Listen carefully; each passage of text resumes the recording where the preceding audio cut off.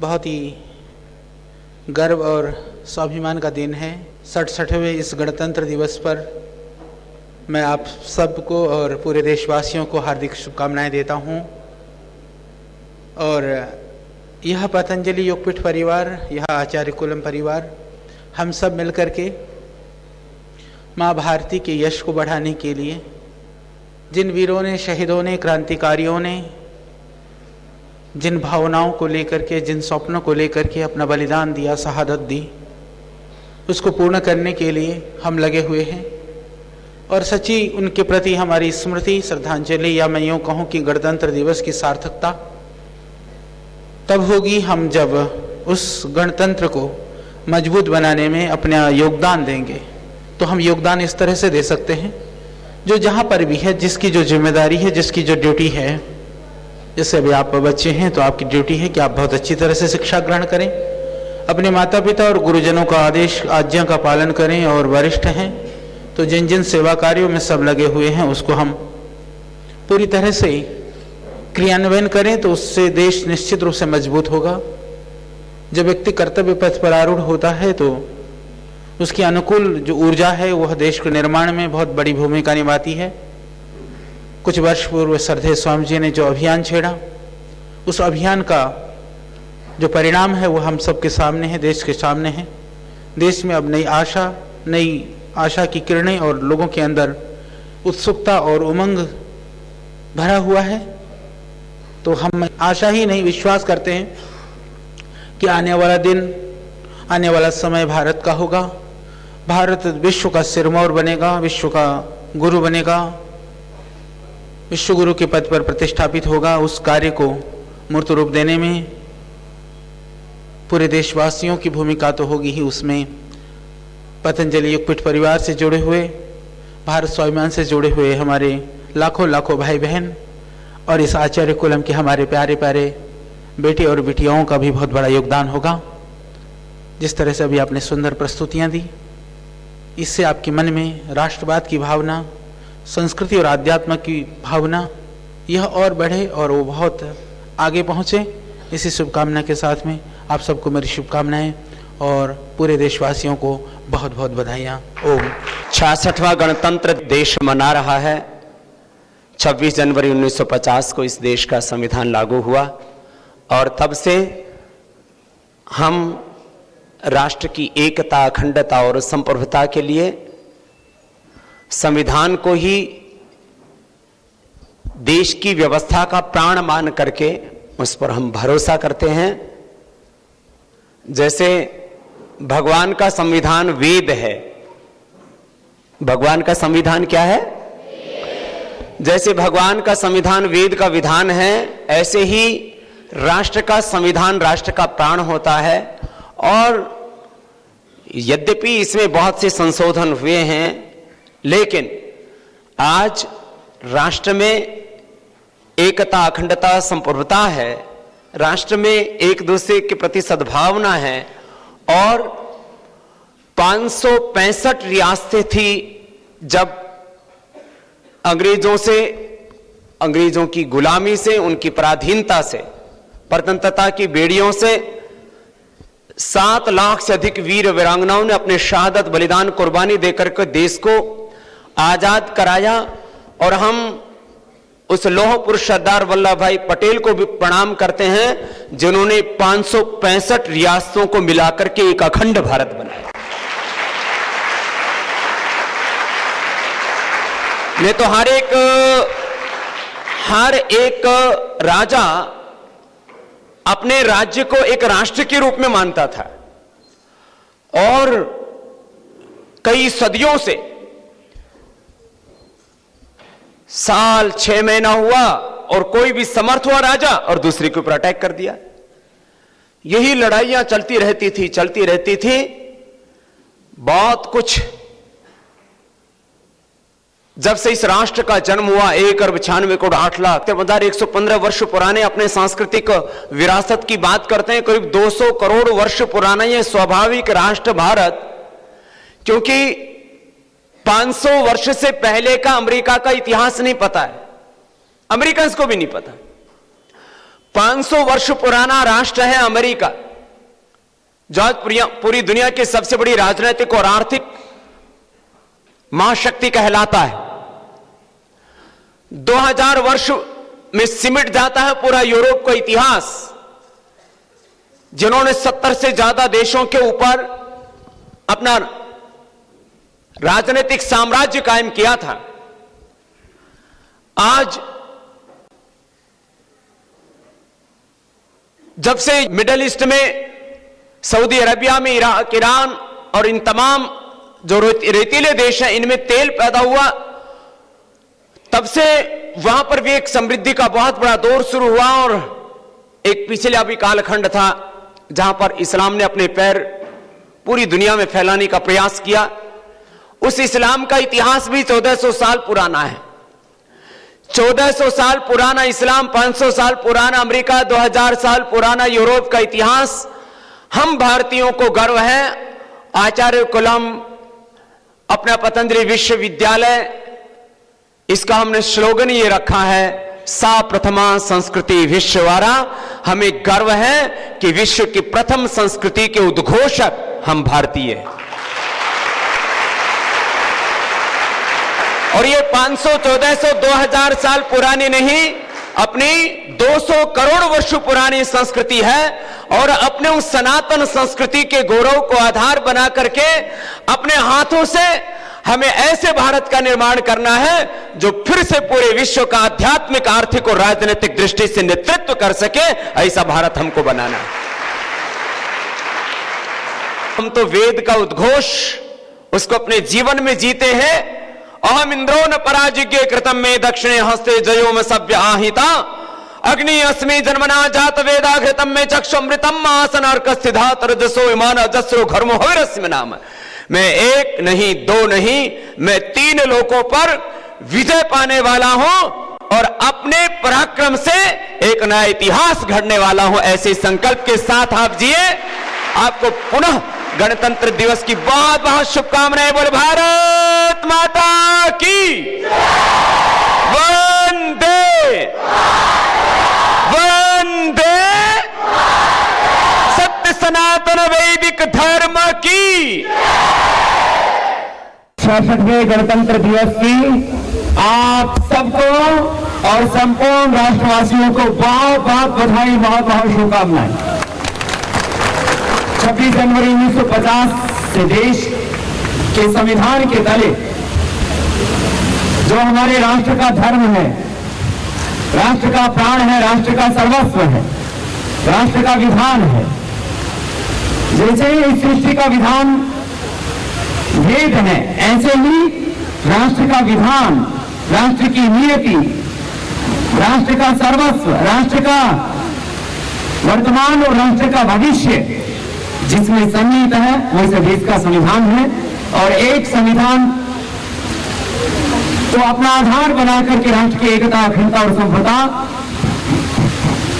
हमने अक्षुण्ण रखी है और आगे भी ऐसे ही हम सबको मिलकर के एक गौरवशाली राष्ट्र का निर्माण करते जाना है। आज मैं इस गणतंत्र दिवस के उपलक्ष्य में पतंजलि पीठ में पहली बार हमारे भाई जो बॉलीवुड और हॉलीवुड दोनों में ही एक बहुत ही प्रसिद्ध अभिनेता है भाई राजपाल यादव जी, उनका भी बहुत बहुत अभिनंदन करता हूं। अब हमारे जैसे जिन्होंने कभी पिक्चर नहीं देखी उनको कम जानकारी, इन बच्चों को ज्यादा जानकारी।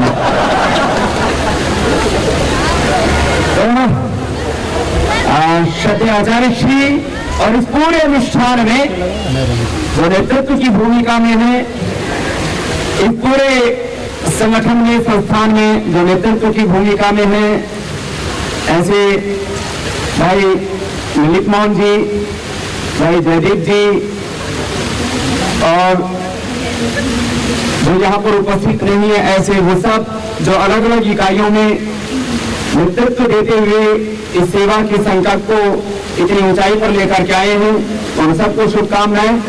हमारे बोर्ड मेंबर हरि भाई जी, वो भी आज विशेष रूप से यहाँ पर महाराष्ट्र से आए हैं, उनको भी बहुत बहुत बधाई।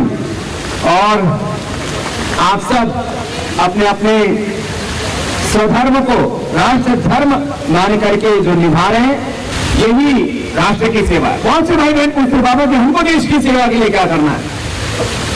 मैंने कहा आप जो कर रहे हो उसको इतना बेहतर करो, इतना सुंदर करो, इतनी दिव्यता के साथ करो कि उससे सुंदर ना हो सके।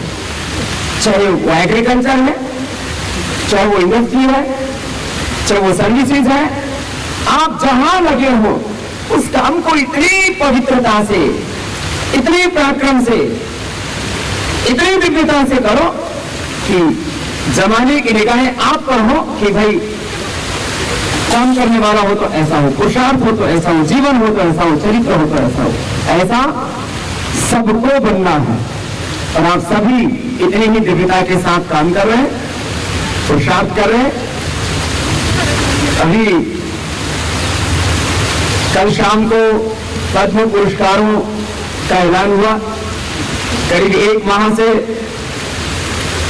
कोई टीवी वाला देखो, मीडिया वाला देखो, तो हमसे कहने लगे बाबा जी आपको क्या कहना है इस बारे में? उनका भैया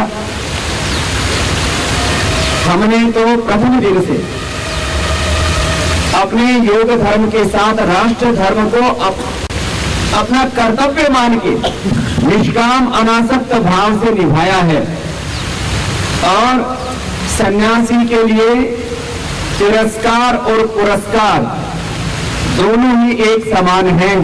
यही हमारा जीवन।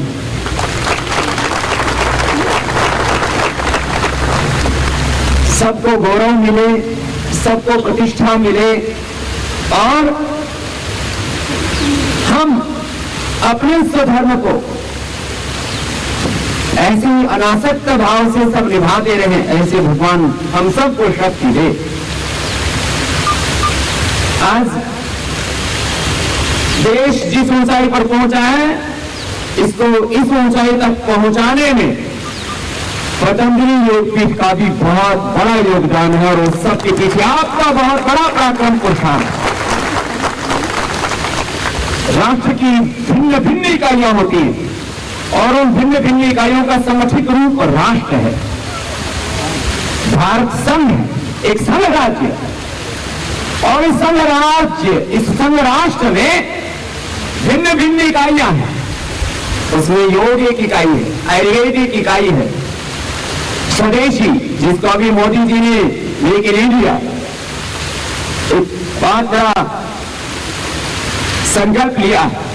योग, आयुर्वेद, स्वदेशी और वैदिक संस्कृति के माध्यम से जन जन को जगाना, पूरे देश को जगाना और भारत को विश्व की आध्यात्मिक और आर्थिक महाशक्ति बनाना, यह संकल्प है पतंजलि योगपीठ का। स्वामी जी महाराज और यहाँ पर मेरे साथ हमारे सभी सहयोगी जन, प्रिय हमारा भाई राजपाल, आप सबको गणतंत्र दिवस की हार्दिक शुभकामनाएं और संपूर्ण देशवासियों को आज की इस पावन दिन की बहुत बहुत शुभकामनाएं। हम सबका सौभाग्य है मां भारती की सेवा के लिए पतंजलि योगपीठ के माध्यम से हम देश के निर्माण में, राष्ट्र निर्माण में जुटे हुए हैं।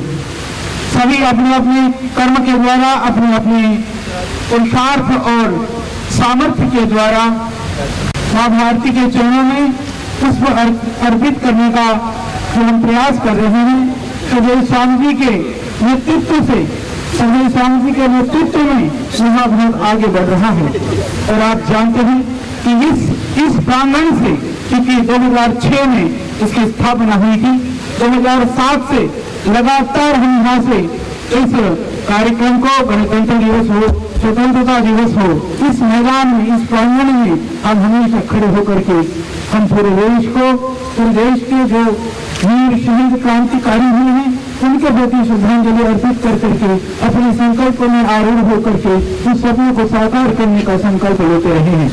2-3 साल पहले जब हम सब जानते हैं कि पतंजलि योगपीठ जब राष्ट्र की विघटनकारी एक तरह से अलोकतांत्रिक व्यवस्था में गिरे हुए जो लोग और उससे जुड़े हुए जो शक्तियां थी उनको हमने चुनौतियां प्रदान की।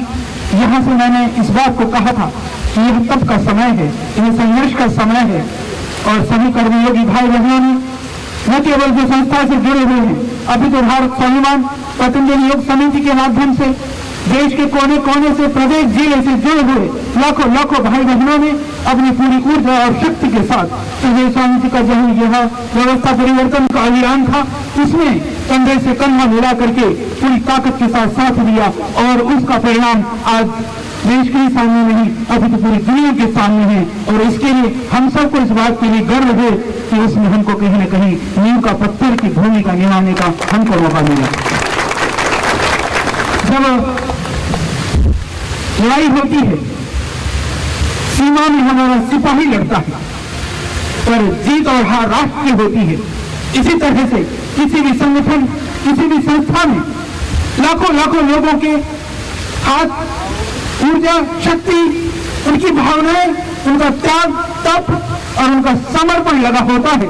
उसके बाद में संस्था का एक व्यापक स्वरूप दिखाई देता है। इस व्यापक स्वरूप के नेतृत्व सुखदेव स्वामी जी के द्वारा जहां हो रहा है, उसमें नींव की पत्थर की तरह से, एक सेनानी की तरह से आप और हम सब लोग लगे हुए हैं।